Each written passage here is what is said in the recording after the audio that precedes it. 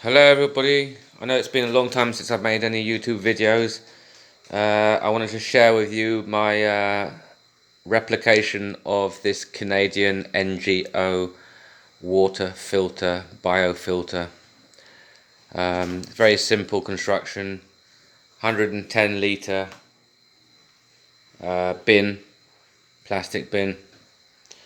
And then we've got some 50mm fittings. We've got like 4 elbows down the bottom there, 1 T coming up to another elbow, and that's the output spout where you put your reciprocal.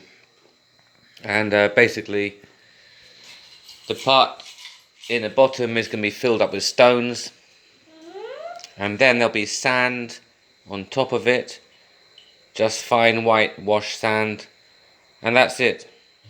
Takes about 10 days to for the bio cycle to start happening, where you have like different layers of life, and that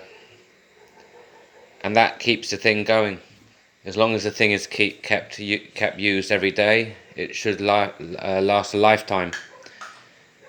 So I'll be using this to filter my kids' swimming pool as well, along with drinking water. So next video will be me filling it up and running it. Okay, take care, bye.